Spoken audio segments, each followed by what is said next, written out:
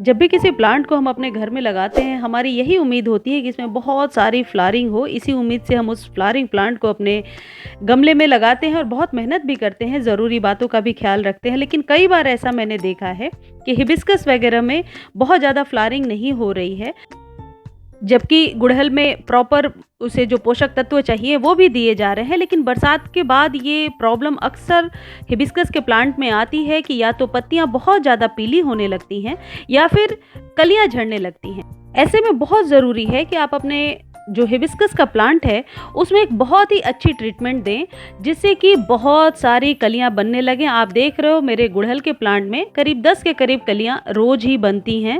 और इस प्लांट को आप पहचानते भी होंगे, कई बार इसमें हम ट्रीटमेंट कर चुके हैं। लेकिन अभी जाती हुई बरसात का फ़ायदा उठाइए और थोड़ा बहुत जो कसर बाकी रह गया है, यदि आपके प्लांट में अच्छी फ्लावरिंग नहीं हो रही है और कलियां झड़ रही हैं, पीली पड़ रही हैं, तो फिर ये ज़रूरी जो स्टेप्स मैं आगे आपको वीडियो में बताने वाली हूँ, इन सब को आप फॉलो कीजिए।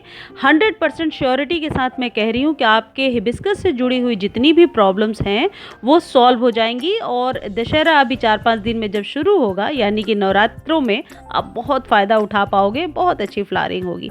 सबसे पहले आपको क्या करना है, मिट्टी यदि टाइट है गुड़ाई कर दीजिए। और ऐसा बरसात में होता है कि जितनी ऊपर से बढ़ती हैं आपके प्लांट में बढ़त होती है, उतनी नीचे से भी होती है, यानी कि जड़ें बहुत भर जाती हैं बरसातों में। और ये सभी प्लांट्स के साथ होता है। बार बार हम पॉट को चेंज तो नहीं कर सकते, तो फिर हम क्या करते हैं, ऐसे में पहले गुड़ाई करते हैं। गुड़ाई करने की सलाह इसलिए भी दी जाती है क्योंकि इसके फ़ायदे बहुत हैं। गुड़ाई करने के समय इस बात का ध्यान रखिए कि जड़ों को नुकसान मत पहुंचाइए। या तो आप गुड़ाई करके 2-3 इंच नीचे तक, या जितनी देर में कि जड़ें डिस्टर्ब ना हो, आप मिट्टी को खाली कर लीजिए। ऐसा क्यों हो रहा है आगे मैं आपको बताऊंगी। एक तो इससे जड़ों में एरिएशन पहुंचेगी, जड़ों में हवा पहुंचेगी और मिट्टी थोड़ी उलट पलट हो जाएगी। बरसात में मिट्टी जम जाती है एक जगह और जड़ें नीचे से फैलती रहती हैं। देखो, कुछ इस तरीके से बिना जड़ों को डिस्टर्ब किए हुए मैंने गमले की मिट्टी को ऊपर से 2-3 इंच तक खाली कर लिया है। इसमें कोई ये क्राइटेरिया नहीं है कि इतने इंच तक करना है, बस जड़ों को आप डिस्टर्ब ना करें ज़्यादा, और ऊपर से मिट्टी को खाली कर लें। इसके बाद कुछ ज़रूरी चीज़ें हैं जो इनके जड़ों में हम डालेंगे। और कई लोगों के मन में ये सवाल भी आएगा कि क्या इससे कीड़े नहीं होंगे? कीड़े नहीं होंगे, वर्मीज़ होंगे, जो आपके प्लांट की मिट्टी के लिए बहुत ज़्यादा ज़रूरी हैं। वर्मी कंपोस्ट जो हम डालते हैं वो आप अपने गमले में ही तैयार कर सकते हैं। इस तरीके से आप कीजिए और आप देखिए आपके गुड़हल के प्लांट में इतनी कलियां बनेंगी। मेरा ये आजमाया हुआ नुस्खा है। इसको खाली करने के बाद कुछ ज़रूरी चीज़ों की जो ज़रूरत पड़ेगी खाद की, इसमें चाहिए केले का छिलका।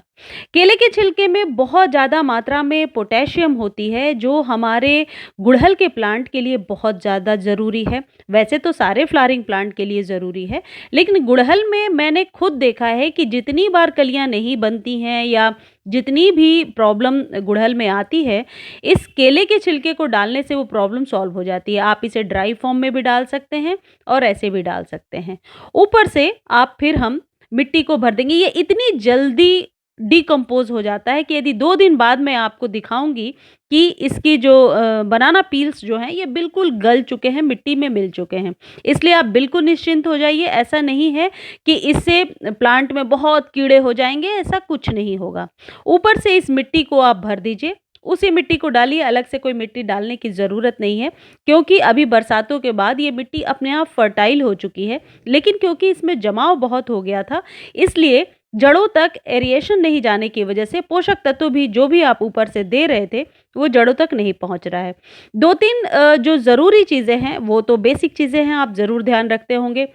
ये जो गुड़हल का प्लांट है ये पूरे दिन की सनलाइट को सर्वाइव कर सकता है, और ख़ासकर यदि प्लांट पुराना है, जैसे आप ये देख रहे हो मेरा ये प्लांट बहुत ही पुराना है, ये पूरे दिन के धूप में सही रहता है।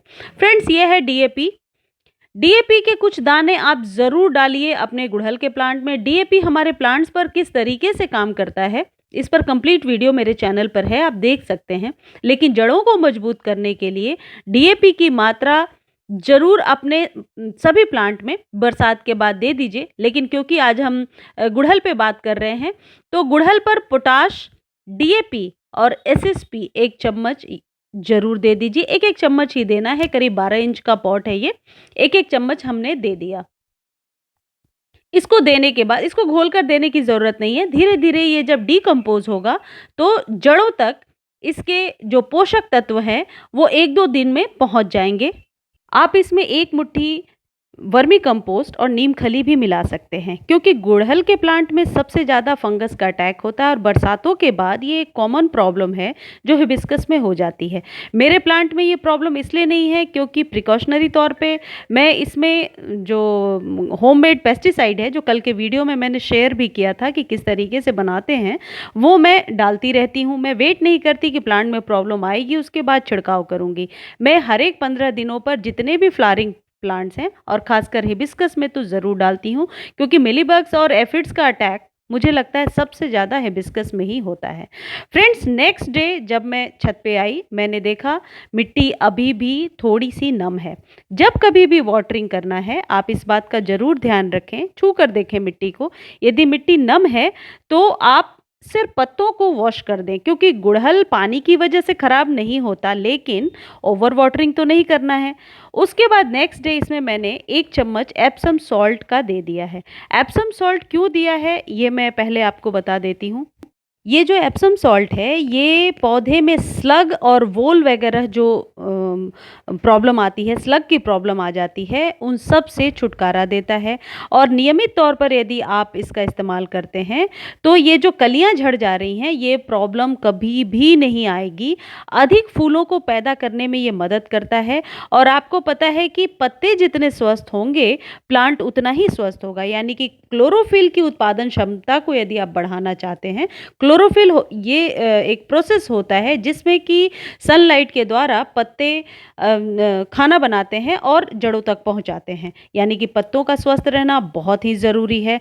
और ये धूप में रहने वाला प्लांट है, यानी कि एप्सम सॉल्ट यदि 1 चम्मच आप अपने इस गुड़हल के प्लांट पर हर एक 10 से 15 दिनों में देते हो तो मुझे नहीं लगता कि कोई भी प्रकार की समस्या आपके गुड़हल के प्लांट में आएगी। ऊपर से आप वाटरिंग कर दीजिए। आज मैं थोड़ा ही वाटरिंग करूँगी क्योंकि आप देख रहे हो मिट्टी नम है और पानी अपने पौधे को देना एक प्रकार की पढ़ाई है, यानी कि जैसे जैसे प्लांट आपके पास पुराना होता जाता है आप समझते जाते हो कि अब कितनी वाटरिंग करनी है और कितनी नहीं करनी है।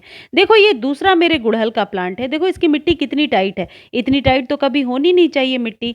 यदि मिट्टी इतनी टाइट रहेगी यानी कि जड़ों तक पानी हवा कुछ भी नहीं पहुंच रहा है, और यदि रूट ही कमज़ोर रहेगा तो क्या कभी भी स्वस्थ प्लांट हो सकता है? नहीं हो सकता। तो बेसिकली आपको इस बात का ध्यान रखना है कि प्लांट की जो मिट्टी है वह हल्की हो, ऐसी ना हो कि बिल्कुल थल्ले सा जम गया है, ऐसा बिल्कुल भी नहीं होना चाहिए। एप्सम सॉल्ट का छिड़काव ये आप अपने सभी प्लांट्स पर कर सकते हैं। यदि आपके पास डीएपी नहीं है, यूरिया नहीं है, एसएसपी नहीं है, कुछ भी नहीं है, सिर्फ एक एप्सम सॉल्ट यदि ऊपर से आप छिड़काव करते हो तो बहुत हद तक आपके प्लांट को करीब 90-80% पोषक तत्व मिल जाते हैं।